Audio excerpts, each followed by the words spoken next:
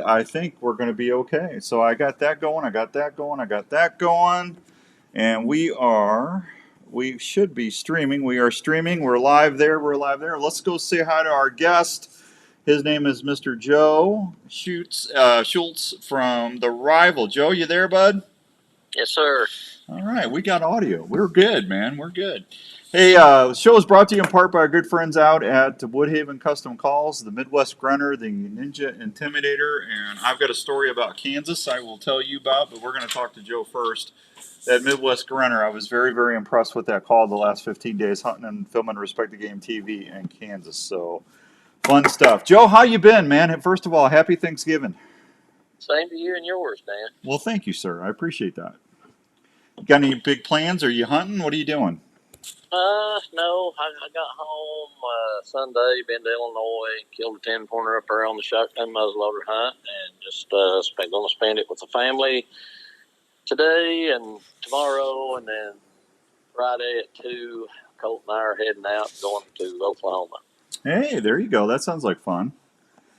When you doing that? Next Tuesday? Leaving Friday. Friday. Live Friday. Yeah.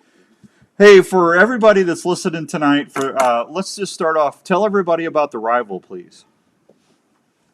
Well, The Rival started, how it started, I was with Drury Outdoors for about 21 and a half years, and Mossy Oak decided that Dream Season had ran its course, even though it was still one of the top 4 or 5 rated shows on the Outdoor Channel at the time. So when they elected not to do that, then a lot of us just decided, to part ways, and we did that. And then Bart and Blair gave me a call one day and was talking and wanted to know if I'd be interested in doing an adventure with them or whatever. So we had talked about it, and we were actually in Meaden, Tennessee, a little south of Jackson, and hunting camp. We had David Blanton in camp, and we were trying to come up with a name. And I just said, hey, what about The Rival? And they said, well, why is that? And I said, well, it's the rivalry between us and the game we're chasing. And then they agreed and liked it, and David said he liked it, so that's how we come up with the name The Rival. We started out with Bart, Blair, myself, and Doug Hampton. Doug did it with us for about 2.5 years, and then Doug, he moved from Arkansas to Iowa, and he decided that he didn't want to do it anymore, so now it's just Bart, Blair, and myself. Yeah, it sounds like, it's amazing, Joe. I know you've been doing this for a long time also, but you get into it, and then, it's hard to get real comfortable with things, because the bad part about what we do for a living, there's always change. Oh, yeah. And over the last 27 years, I have seen a lot of it. Yeah. Yeah, well, you've been doing it as long as I have. This is my 26th year. I've been on the radio and TV. I had my own show for 20. I moved over with Larry McCoy and Ryan Huser and Paul Biggs. I closed Outdoors Traditions TV. I retired it because it was just too much work for 2 guys. I mean, it was just, you know how it is. Oh, I agree. Yeah, and it was time. I mean, 20 years is a long run, and I'm enjoying myself so much more being part of a team, and not having to focus so much about all about me being the front person. I like being the low man on the totem pole, to be honest with you, and I couldn't be with nicer guys with Larry, Ryan, and Paul, and that camaraderie, Joe, is that's what it's all about, right? Oh yeah, and in this industry, we always talk about it. It's a big industry, but it's a small industry, because it doesn't take 2 or 3 days. And if you're connected with anybody in it, you know what's going on with anybody and everything in the industry. And it's all about relationships, actually. Yeah. Pretty much it is. And, the better relationship you have with people, the better off you are. I mean, I've been in the industry now. I've had a full-line sporting goods store for over 31 years, but I started filming 27 years ago with Mark Terry, and I've been in this business a long time, and the main thing that I set out to do is never burn a bridge, and I don't think I've done that at all in 27 years, and that's pretty hard to do, really. Absolutely. Well, Mark and Terry are good guys. They're from Missouri, so... Oh yeah. You know, I grew up. Well, we're almost. I think we're all about the same age. But when I got into bow hunting and stuff 30, 35, 36 years ago. I mean, I learned a lot from just listening to Mark and Terry. I learned a lot from Ray I. Philip Vanderpool. I mean, there's a bunch of Missouri guys right in there. Well, Philip's from Arkansas, but Phillips was always in Missouri. But Right. you know, it's those people that get you excited, and then that passion ignites, and then you look out, you're in trouble. That's exactly right. You probably been around so long you remember the string timer, huh? The trail timer. Oh yeah, man. Yeah, and then the next great invention was a wildlife eye. Do you ever Oh, remember that? oh, absolutely. Yeah, Yeah, yeah, we did the wildlife eye for deer, but for yeah. years, and I'm gonna tell you, you know, it was just for the guys that don't know, the people that's listening. It had to be a camcorder with a link port, Yeah. and it was in a ammo box, and it run off of a 12 little small 12-volt battery, you know, like you run your security system on your house with or whatever. You charge that thing up. You took a ale brace, put you a piece of a piece of wood on it, and then you set this box on it. And then whenever it was just like motion activated, and it did video. And we learned more about scrapes with that wildlife eye than anything at that time in the industry. And then next thing you know, they started coming out with trail cameras, and then now it was self cameras, and the rest is history. Oh yeah, it's just night and day difference. I'm telling you, it's crazy. Oh yeah. It's crazy. Hey, I got a chance. Larry shot a toad on Wednesday last week. He shot a one. Seen that. Yep. Yeah. Oh, he just did. Hey, Todd Rupert, what you doing there, buddy, in Pennsylvania? Thank you very much, Todd. I appreciate that. He was kind enough to he's so busy, Joe. You know how it is. You know Oh he's yeah. running TOG, so he's got 9 brands he's got to manage on the media side. And Right. Hey Mark Parker, thank you. I appreciate that very much. They He said, hey, I'll hang around for a few more days because I sat 15 days, Yeah. Joe, on this hunt, and I actually. I never want to stop learning. And the way I've always set the shows up, um, I've always set the shows up and stuff, Joe, is that I'm just an average guy that loves to hunt and fish. Mm-hmm. And I always let people like you be the pros or the experts, and then have you guys on and ask you questions, and that way the listeners could always they can learn with me, and they don't ever feel about bad about or intimidated about calling and asking something, because Right. I always say we all wear our pants the same way, right? So That's exactly right. I've been doing this for a long time, and I actually learned several things from Larry sitting in that blind for 12, 13 hours every day for 4 days.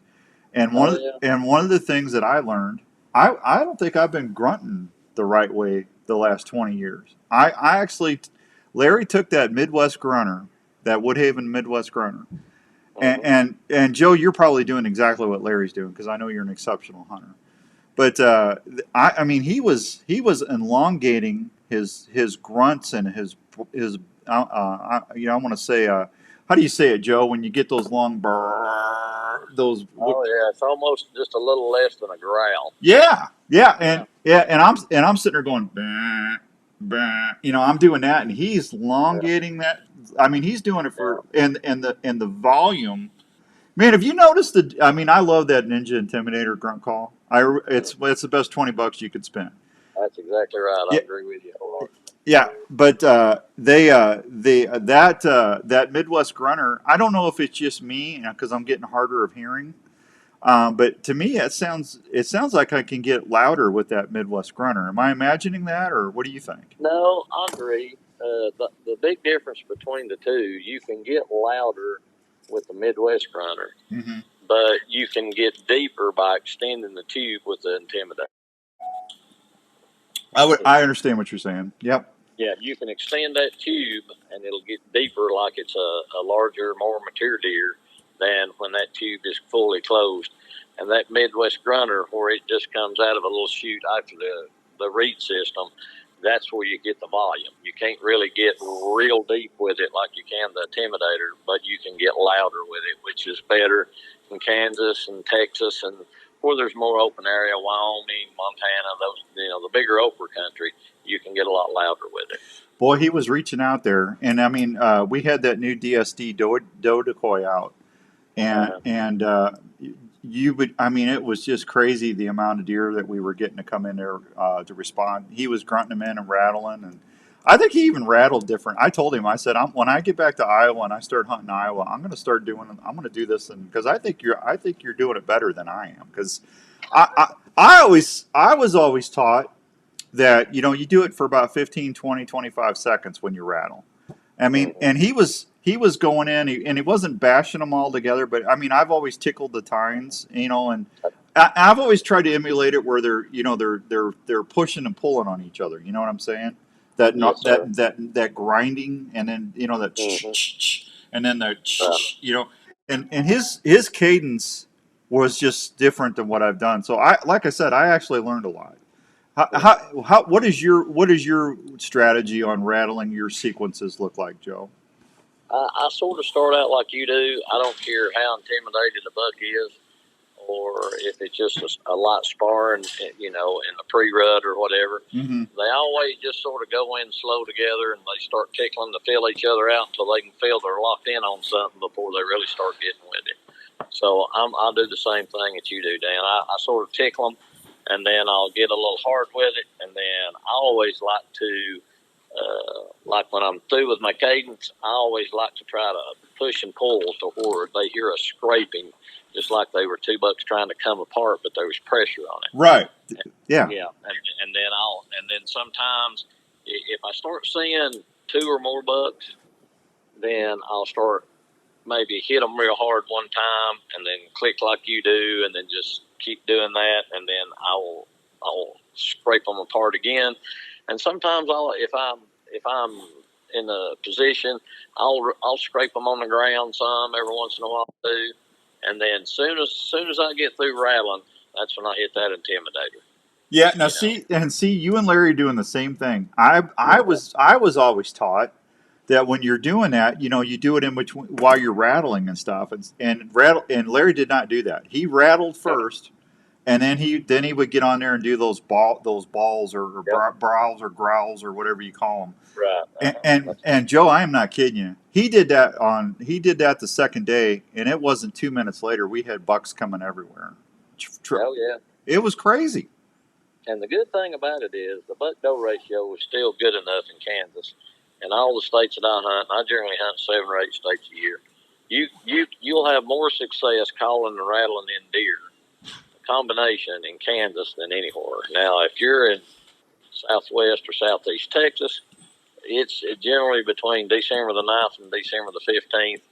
Man, you can rattle in more deer than you know what to do with down there. But in Kansas, the buck doe ratio is still close enough to where it's the best state to call in. Yeah. You'll get a response from a mature deer. Yeah.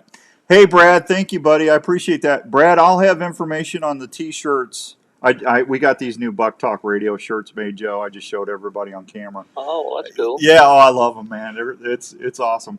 Brad, I'll tell everybody on Saturday how we're gonna sell the shirts and everything. So thank you for asking. I appreciate that. All right, Joe, help me out here. I'm going to start hunting Friday in Iowa, and to me, the Thanksgiving week is a great way to hunt. Everybody was kind of freaking out when I was gone. I was getting all these questions. Dan, I'm not seeing anything. I said, well, I'm sitting here for 10 hours. I ain't seeing nothing either. You're not by yourself. Right. They're locked up, or they're just, they got a doe pen somewhere, and they're just not. They're not, the mature ones are not moving. To me, the next 10 days are going to be really good hunting. So when I go out Friday, Joe, what should be my strategy? Should I be rattling? Should I be sitting quiet? I'm going to be in a really good travel corridor that's connecting 2 properties, and I know them deer are going to be cruising. Yeah, and most of the time, they're going to be down in the drainages and the ditches and the bottom lines that pop up. Yeah. And then what I always do, Dan, I always try to consider, like if you're hunting a food plot or a travel corridor or whatever, the way the wind's going or whatever, I always try to set up in the timber, not at the edge of field lines or whatever, because a lot of those mature bucks, depending on the wind direction, they will cruise within 15 yards of those open ridge lines or field lines or food plot lines, and they'll scent check the does that's out in the field, the food plot, or just browsing along a field ridge or whatever. And they're not like the younger bucks. They just won't pop out there and run right to them and start chasing them or whatever. The bigger mature deer, when they get 5.5-year-old and older, the wind is their best friend. I mean, not only to detect us, but also to detect a estrus doe that's in. So I always try to do that. In travel corridors, I try grunting a little first before I start rattling, because a lot of times if one's cruising and they hear you, a lot of times they'll come in just to see if the buck is with a receptive doe, because if you're in the drainage trying to cut travel corridors, a lot of times, that's where the mature bucks try to hold those does. I mean, they look like a quarter horse cutting off the cattle. Yeah. And they'll try to keep them down in the collar. So a lot of times you can grunt, and they'll come in just to see if it's with a receptive doe or not before I really start rattling. And then if the calling don't work after about 3 sequences, then I might start rattling a little bit, because, like you say, they're going to be on their feet, they're going to be looking, and now's the time. Yeah, Joe, do you have you have a call with you? I can go over here. I'm at the shop. I can go over here and get one. Which one you want me to grab? Whatever one you like the best. I like them both. I agree. Like I said, it just depends on where I'm hunting. Now, if I'm in Oklahoma, Yeah. I like the Midwest Grunter because it's flatter and the wind blows more, so you can get more volume. Mm-hmm. But if I'm in Illinois or Kentucky or someplace like that, then I like the Intimidator just a little bit better. Yeah. So which one should I use here in Iowa now? Should I use the Intimidator or the Midwest Grunter? Well, if it was a calm day and the wind was under 9 miles an hour, the Intimidator? I'd use the Intimidator. Okay. If it's a windy day and it's probably 12 mile an hour or higher, the Midwest Grunter just has more volume. So sort of like when you're turkey hunting, you can get more volume out of a turkey call or some kind of aluminum friction call versus, just your diaphragm call. So yeah, no, I get it. All right, do me a favor. Give me a couple, and the folks a couple calling grunts. How you would get out there? You just got in your stand. You let everything settle down, and you want to see what's out there. Can you do a couple? What you would throw out there at the bucks? Yeah, when I first started, I try to get a little subtle, just like.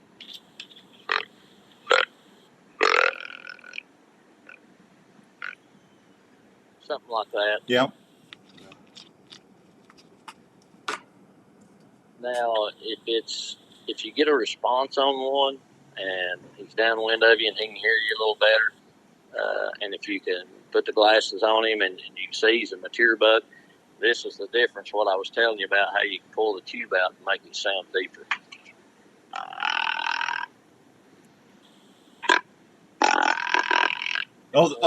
Yeah. That's yeah. I get that. That's noticeable. That way you can sort of look at the deer. It's sort of like rattling. You don't want to take a 180-inch set of horns and go to East Tennessee, where I live, and clank them together and start rattling and run them. I sort of do that if it's I think that bucks in their vocalization, mm-hmm. I think that they can tell that difference if it's a younger buck or if it's a bigger, more mature buck by the depth and the tone of the grunts and calls. So I just try to match that up with what kind of deer that I see is coming in. If it's a deeper grunt or if it's not a deeper grunt. And if it's a real aggressive deer, then that's when I like to do like Larry. I like to almost not a growl, but, deeper, harder, more aggressive type grunts.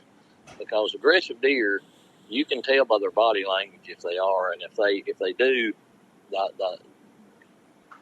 the harder you can call towards them, the harder and the faster they'll come to you. Okay. All right. It's time for the Woodhaven Custom Calls. You Make the Call segment, brought to you by the fine folks at Woodhaven Custom Calls. All right, I'm looking out there, Joe. I'm in a pinch point, and I look up about 60 yards, and I see a mature buck coming out of a ditch. He's looking around. He's smelling. He's looking, and I can tell he starts walking. And I can tell his ears are back. He's mad. What do I do? What do I do? Well, in that situation, then you want to get more aggressive with your calling. Mm-hmm. You want to be deeper. You want your grunts to be more drawn out, not short. And then that way he knows that there's competition there for sure. If you do light grunts towards him, a lot of times, if you've ever called to a deer before and he sort of lays the ear back like he hears you, but he keeps walking, Yeah. it's just something that he feels like there's no threat or no concern to him at all. So you get real loud and proud, he might turn and come in. That's exactly right. Okay. All right. Give me a loud and proud call.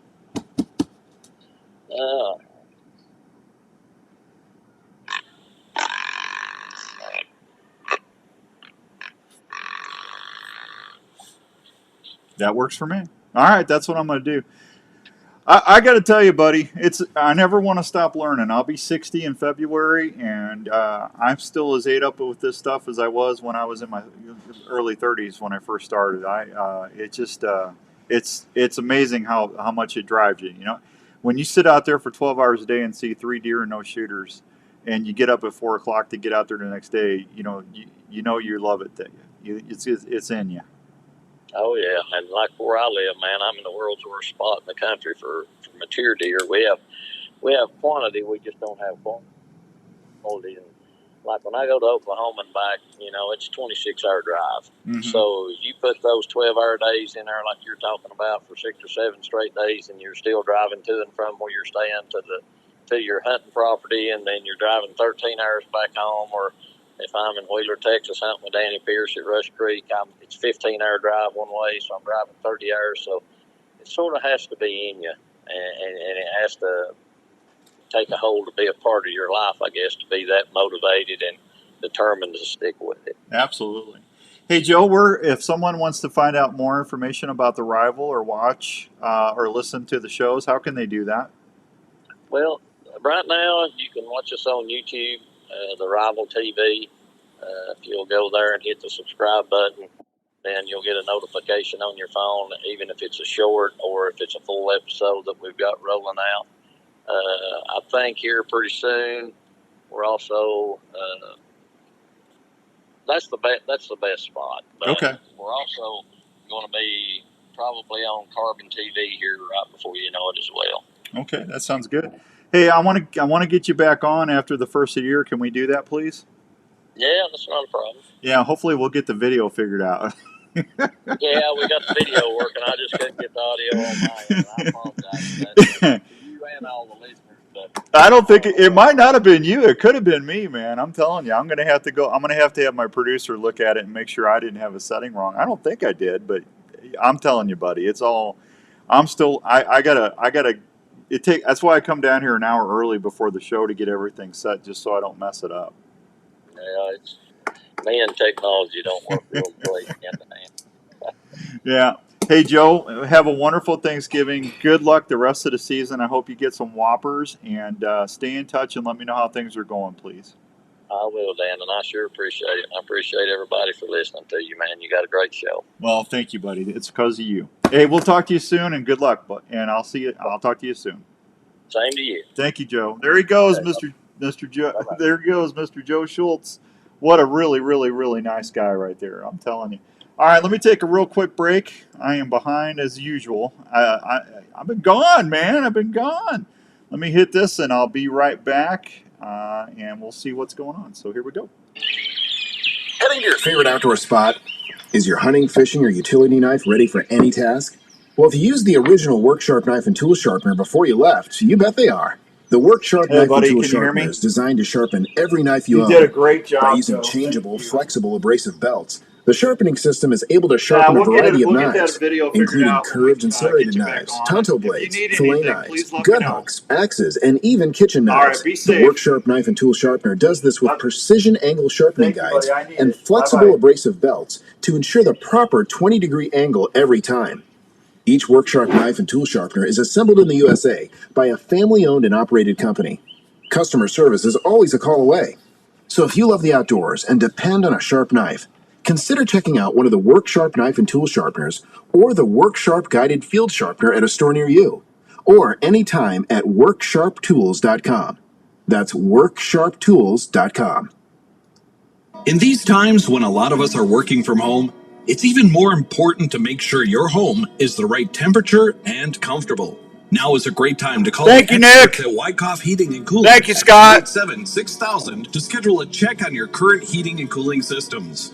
Is your house too dry and giving your family issues? A Honeywell dehumidifier system installed with your AC heating system can solve that issue right away.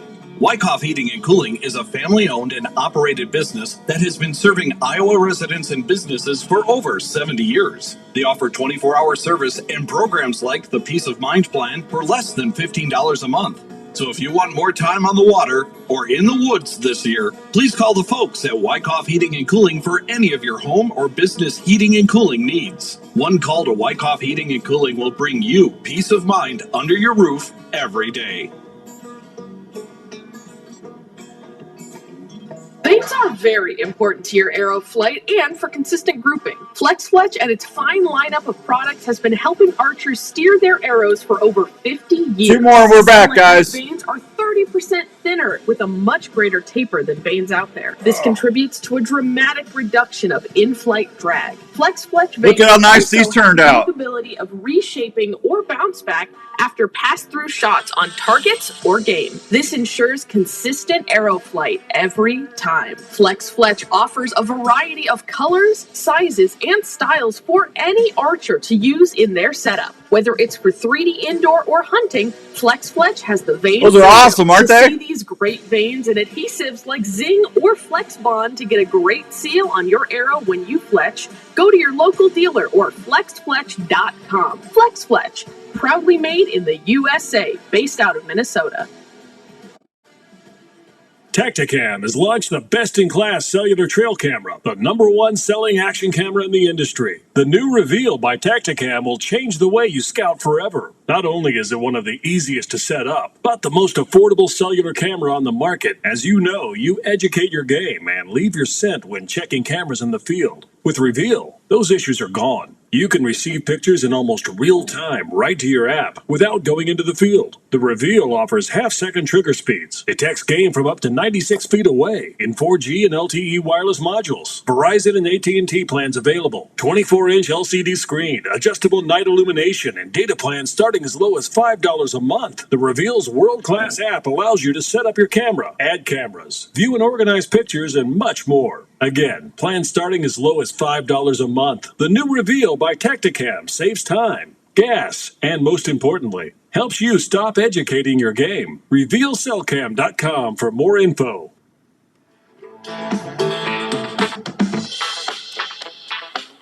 All right, welcome back to the Outdoor Call Radio. It's Outdoors Dan. Buk Talk Radio is on the air. That's right. I'm telling you. I feel like I've been gone for a year, man. I've been gone for 15 days, and what do you know? It's just great. Scotty Mueller, how you doing, Larry? Good to see you. Thank you, Kenny Cole.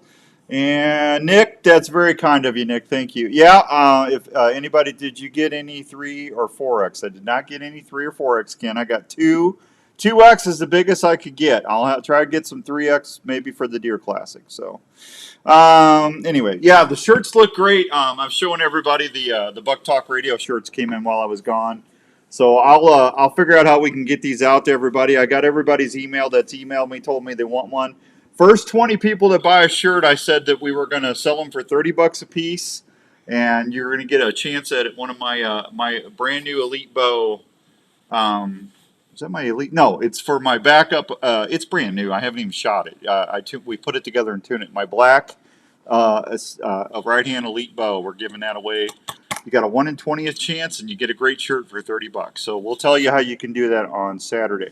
Had a great hunt. It was a long hunt in Kansas, and Donovan and everybody did a great job. I should have been done the Wednesday before. I was hunting a buck called Sidekick, and it was slow, guys. I was putting in some long days, and I was self-filming, but Sidekick finally showed up. I saw him twice, and he was off in the alfalfa, and he finally showed up on that Wednesday afternoon at like 4 o'clock.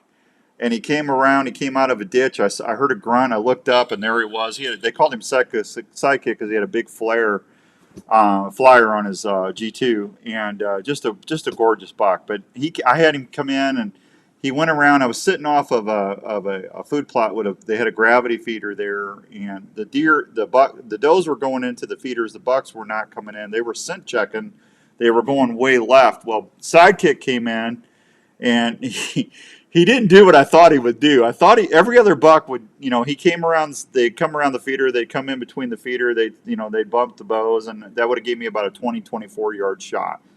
And not Sidekick, no, he went way wide. And he, next thing I know, he's to the left of the blind. I mean, he's dead downwind of the blind. I had my ozonics running. I'm going to tell you something right now. Those ozonics work. I don't care. You can say what you want. I had deer all week straight downwind of me, and they did not smell me. It was amazing. Even Larry and I both in the blind. But anyway, Sidekick, long story short, he came right at me, and I couldn't shoot through the left side of the blind. I'm sitting like this. There was the left window. Those were all closed to keep me hid. I was trying to film out of the front left corner. And, I had one hand on my bow. I had one hand on the camera. And he came right at me and was at 10 yards. And by the time I tried to get my release on, I could let go of the camera and he saw me move the camera or whatever, and he was gone. So that was Wednesday. And then Larry shot a hammer on Wednesday. He shot a 174, just a hammer. That'll be on Respected Game TV. You're going to watch that hunt. That hunt's going to be an awesome hunt for you to watch. And then, so Larry was kind enough, like I was telling Joe, Larry was kind enough to stay with me for a few days. And we ended up getting, hey, good, how you doing, Gary, up there in Minnesota? Good to see you, buddy. Thank you, Jason. I appreciate that. We were sitting in the blind, and we weren't in the blind. I don't even think we were in the blind 10 minutes. And Larry looked up. I'm trying to get all my stuff situation, Dan, and we put that new DSD doe decoy. I'm going to tell you right now, I don't have one. Larry had one because they're brand new. I don't know if I'm ever going to use my buck decoy. If I get one of those doe decoys, that's all I'm going to use from now on. That doe decoy, we had deer trying to mount that doe. It was unbelievable. And I mean, you'll see it when you see the segment when I shoot the deer. But I ended up getting a really nice mature 9-pointer, 160-inch 9-pointer, and just mass and wide, and I was really blessed. The best, honestly, thing, the best about it, Larry was there with me, and I'm not going to tell you what he did to me. He did something. I'm going to wait till I can get him on a radio show, and I'll let him tell y'all what he did to me. But I could have killed him. It was crazy. All right, hey, the Midwest Grunter, I love that call. Worked like magic. Thanks to Mark and all the gang and everybody over at Woodhaven. I can't wait to get out Friday and start chasing them here in Iowa, and I'm going to do exactly what my guest Joe just said, and I'm hoping it works. I'm just hoping the next 10 days should be really good hunting. Winston, Fourth Arrow, Final Rest, Tree Thrasher have some amazing Black Friday sales going on right now. Go check those out. Joe sent me an email, and not seeing no idea what that is. Where you at, Joe? All right. Fourth Arrow, you can save $60 on a stiff arm video kit. You can save $20 on that new baton arm kit.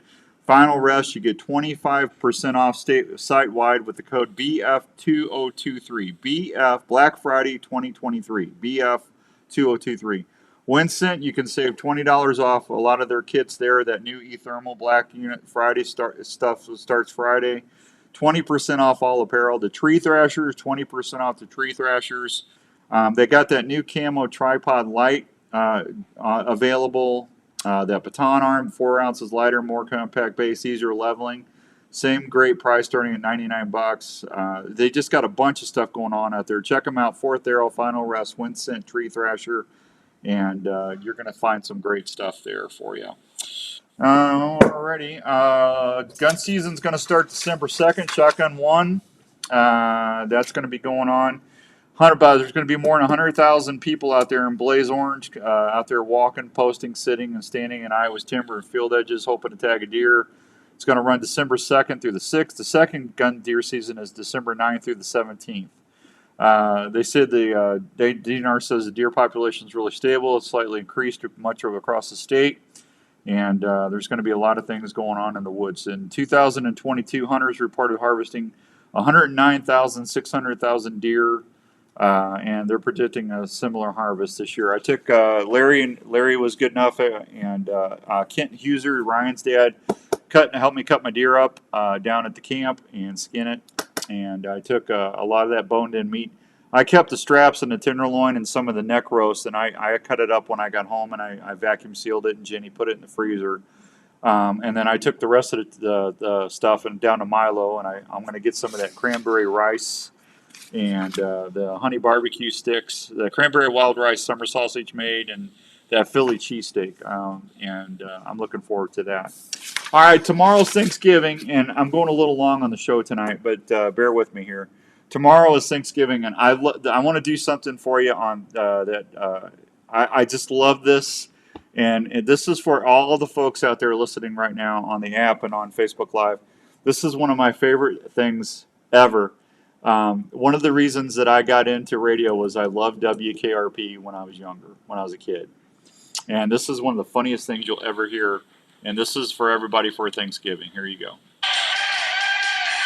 All right, fellow babies, and now it's time to go to our live remote man on the scene at the Pinedale Shopping Mall for the big WKRP turkey giveaway. So, take it away, Les Nessman. This is Les Nessman, your man on the scene here at the Pinedale Shopping Center where the excitement is mounting. We're here to witness the big WKRP turkey Thanksgiving giveaway. Hey, you got permission to be out here? What? You're blocking my store here, buddy. Don't you know who I am, huh? I'm Les Nessman. I won the Buckeye News Hawk Award last year. Good for you, Buckeye. Now get out of my doorway. I'm sorry. Freak. So far, so good, huh? I'm here with hundreds of people who have gathered to witness what has been described as perhaps the greatest turkey event in Thanksgiving Day history. All we know for sure is that in a very few moments there are going to be a lot of happy people out here. Now the crowd is curious but well behaved, and I think I hear something now. The crowd is moving out into the parking area, and oh yes, I can see it now. It's a helicopter, and it's coming this way. It's flying something behind it. I can't quite make it out. It's a large banner, and it says, Happy Thanksgiving from WKRP.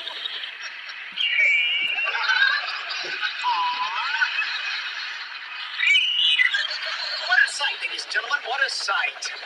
The copter seems to be circling the parking area now. I guess it's looking for a place to land. Oh, something just came out of the back of the helicopter. It's a dark object. Perhaps a skydiver plummeting to the earth from only 2,000 feet into the air. The third. There's no parachutes yet. Those can't be skydivers. I can't tell just yet what they are, but... Oh, my God, they're turkeys! Johnny, can you get this? Oh, they're crashing to the earth right in front of our eyes! One just went through the windshield of a parked car! This is terrible. The cars running around, pushing each other. Oh, my goodness! Oh, the humanity! People are running about. The turkeys are hitting the ground like sacks of wet cement. I don't know how much longer the crowd is running for their lives. I think I'm going to step inside. I can't stay out here and watch this anymore. No, I can't go in there. Children are searching for their mothers, and not since the Hindenburg tragedy has there been anything like this. I don't know how much longer I can hold my position here, Johnny. The crowd... There you go. Thanks, Les, for the report. I appreciate that. Hey, and the general manager was interviewed right after that event, and his statement was, "As God is my witness, I thought turkeys could fly." That's a classic, man. That's awesome. All right, I'm going to get out of Mike Simmons. That's right. That is a classic, buddy. Thank you. I appreciate each and every one of you. I hope you all have a great Thanksgiving. Everybody that's listening to me on the Outdoor Call Radio app right now, don't forget we got that bow contest going. I started the bow Christmas thing. Just make sure you're 18 years of age or older. You can send me a screenshot of a show that you're listening to on the app Monday through Friday. OutdoorsDan@mac.com is my email. You can enter a few times a week. I don't care. Just 2-3 times if you can. And we've got 2 bows to give away. I've got a brand new Elite Omnia bow in the box. That's my Christmas bow to give away. And then we got a brand new Gearhead archery bow, courtesy of Skippy Peterson and his wonderful family at Gearhead Archery. We're going to give that away, and that'll be given out at Archery Field and Sports in Altoona. So go ahead and do that. From my family to yours, have a very blessed Thanksgiving tomorrow. Eat tons of turkey, watch some football. Thank you, Clue Patch. I appreciate that, Jeff. It means a lot. I want to thank Donovan and Hilly and Connie, just everybody at Triple H Outfitters. Thank you, Brad. I couldn't have done that hunt without my second family at Triple H Outfitters. They are just. Thank you, Nick. I appreciate that. I love them. They're my second family. That's all I can tell you. I love them. And thanks to Ralph DiMartino, the Godfather. I'll tell you more about that when I do the show on Saturday. And all the guys from Michigan that I got a chance to visit with this last week at Triple H. Just had a great camp. Thanks to my buddy Larry Mack and Ryan Huser and Paul Biggs and Kent. Did I hear that Larry scored a 170? Larry scored a 174 and 7/8 or something like that. He scored a toad. Hank, he did. So you all go get the dressing ready. I am going to get out of here. Have a great night, and we'll talk to you soon right here on the Outdoor Call Radio. Night, everybody. Good night. See you, everybody. Happy Turkey Day. Gobble gobble.